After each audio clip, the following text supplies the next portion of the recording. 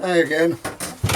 This is poem 10 from the series of poetry I'm doing, known as Poetry from the Shed of Eternal Damnation.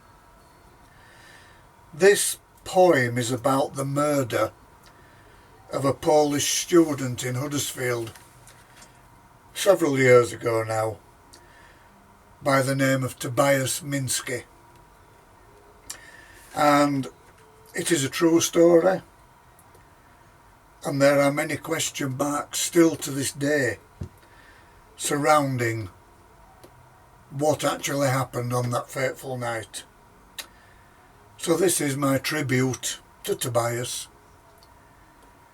and this is how it goes. Tobias, I know that is my name, but I am undead, dreaming still.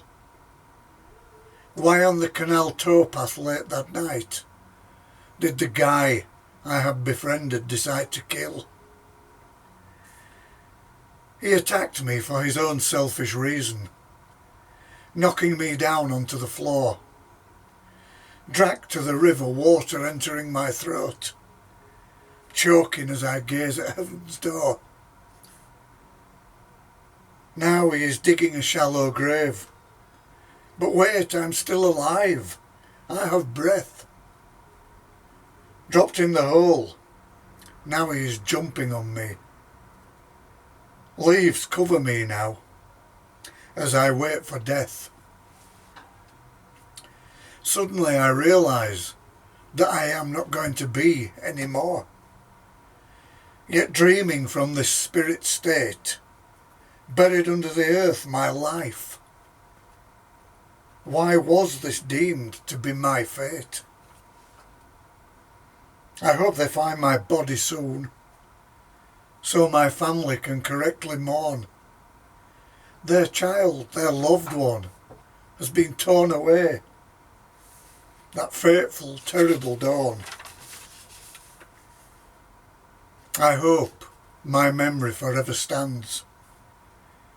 I died for the sake of £40 that day. May they by justice soon be caught, so justice can prevail one day.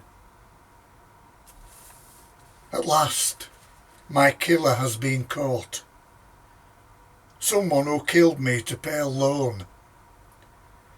On the towpath that night he took my life. But I know he did not do it alone. I remember a blonde girl standing in the shadows. From the spirit state I remember still. I wonder, will she ever pay for what she did? Before the devil takes her soul to hell. Justice in the court has now been meted out. 27 years behind bars the killer has to spend. Sadly, for my family and my girlfriend, their sentence will never end.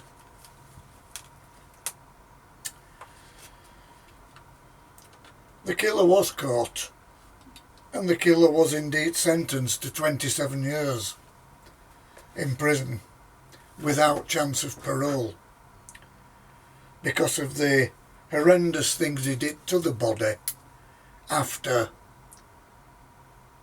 it was dead. But the coroner said that when he was put in that shallow grave, Tobias was more than likely still alive. So not only did he go through the horror of being beaten, being drowned, he was then also buried alive. And I know for a fact that many people have said that he did not work alone, and someone was there to help him, as he would not have had the strength or capability to do alone what he did to the body. As some of you know, I used to work with a psychic medium, and I took her to the very place where Tobias had been buried. She had no idea where we were going. She had absolutely no idea of what I knew of that story. I stood her on the grave where he had been buried, and the very first thing she said to me was, "He didn't do this alone. There was a blonde girl hiding somewhere in the shadows." She did say that the girl wasn't involved in the actual killing, but was definitely involved in the disposal of the body.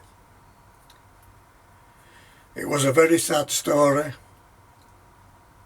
and one, of course, which has repercussions to this day for the killer's family, for the killer, for the girl who has escaped justice so far,